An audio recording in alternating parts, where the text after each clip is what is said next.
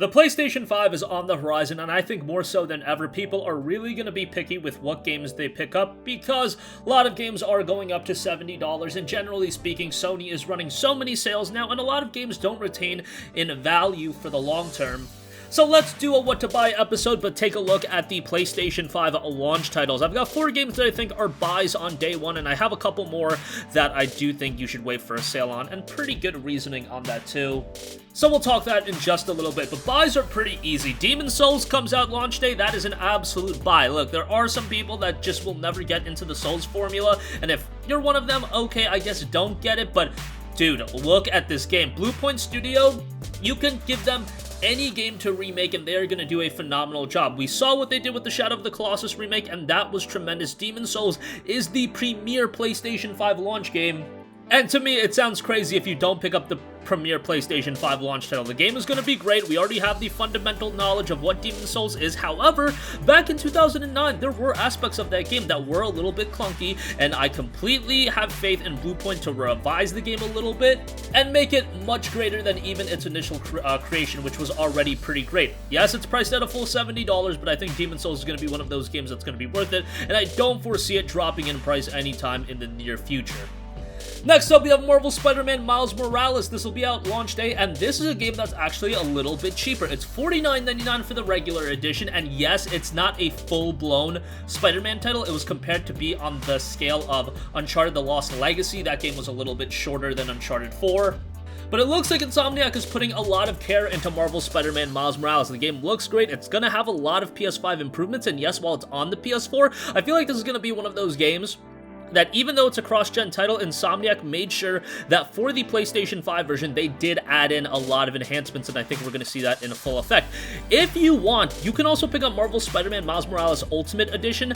That is going to come with a Marvel Spider-Man Remastered or Definitive Edition, whatever they're calling it, for the PlayStation 5, and it looks like they're going all in on revising the game and making it better for PlayStation 5 as well. Essentially, you're paying $20 for Spider-Man as well as the DLC. I believe that's the price that the Game of the Year edition goes for, the complete edition. So if you want to replay Spider-Man again, if you want to play through the DLC, and the DLC is pretty decent, not as good as the main game, but it is pretty good, then I think Marvel Spider-Man Miles Morales Ultimate Edition is going to be worth a buy. Otherwise, $50 for just the base game.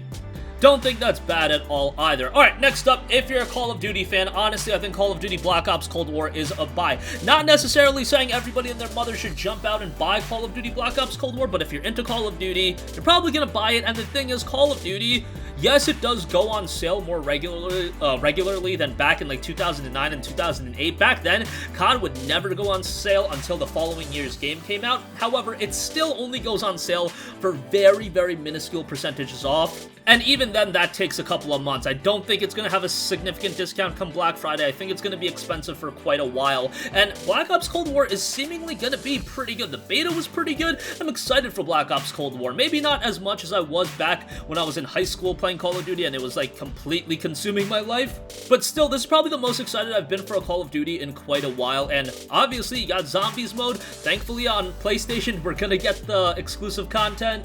So I feel like that does entice the purchase a little bit more, but yeah, I would say that's a buy if you're interested in Call of Duty. Lastly, gotta give credit where credit is due. Devil May Cry 5 Special Edition, I think, is a buy. Look, the PlayStation 5 upgrades look awesome, and if you never played DMC5, the game is a slick action adventure title. It is just so good. Great music. And it's going to get a significant amount of visual upgrades, and we're going to have options in the visuals that we play this game at. You can play 1080p with ray tracing at 60 FPS, you can play 4K ray tracing at 30 FPS, you can play ray tracing off at 4K at 60 FPS, you can play ray tracing off at 1080p 120 FPS, you can have a lot of great options, and of course, the big thing with Devil May Cry 5 Special Edition is you do get additional content. You get some virtual content, so that is going to be a great addition to the overall package. If it was just Devil May Cry 5 Remastered for the PlayStation 5, probably would say, okay, wait for a sale on this one, but man, DMC5, the base game is so good, you get additional content in this one, and I think it's a buy.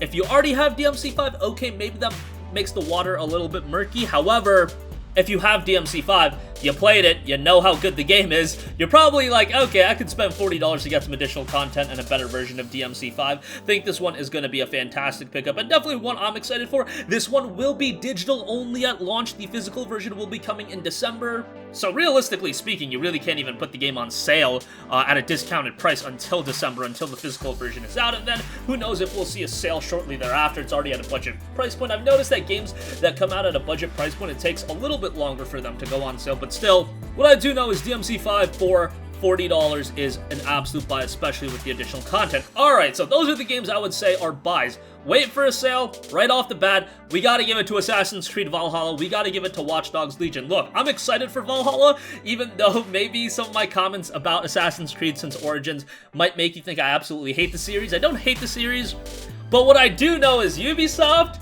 you guys are the best during the holidays because these new games come out and then you always put them on sale. Maybe it'll be different because these are the next generation titles. Honestly, looking back, I don't remember if AC4 went on sale right away. However, AC Valhalla and Watch Dogs Legions are also on the PlayStation 4. I would imagine they're going to put the PlayStation 4 version of the game on sale, and then you can just upgrade it to the PlayStation 5 version. Who knows? That's just my speculation, but more often than not, Ubisoft does seemingly put their games on sale relatively quickly. I really hope they don't ponder upon this video, or when I've said that many times before, and they're like, oh, maybe we shouldn't put our games on sale. But yeah, that's just a trend I've noticed last year and the year Assassin's Creed Odyssey came out. I remember Assassin's Creed Odyssey came out at like the end of October. 3 weeks later, Black Friday was like $30. Waiting a little bit is usually very, very beneficial and really does pay dividends when it does come to the Ubisoft titles, whether it be Watch Dogs 2, Assassin's Creed, Odyssey, Origins. They all go on sale relatively quickly.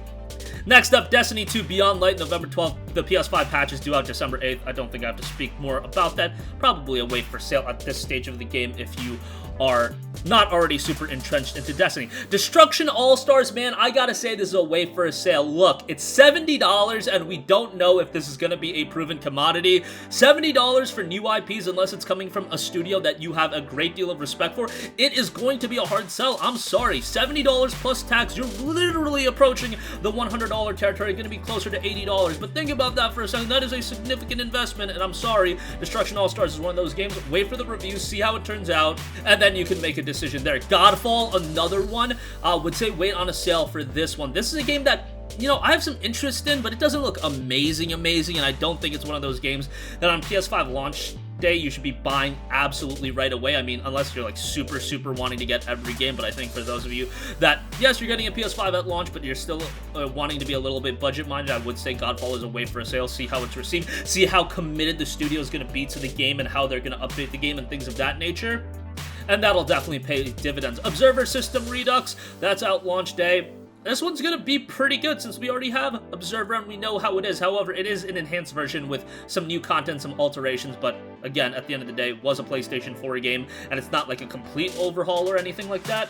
In terms of, like, it's not a new game, and I wouldn't put it on the caliber of, like, Devil May Cry 5. Look, I thought Observer was great, and I've always recommended it, but Devil May Cry 5 is, like, an elite caliber game. So I'm more inclined to recommend that, and while Observer does have, like, content additions, like Devil May Cry 5 Special Edition, I would still say it's going to be one that is better off waiting for a sale. Sackboy A Big Adventure, man, I know a lot of you guys are going to get upset that I would even consider it, and I am so high on Little Big Planet. I love Little Big Planet. I even like Little Big Planet 3. This one is going to be $60 cross-gen.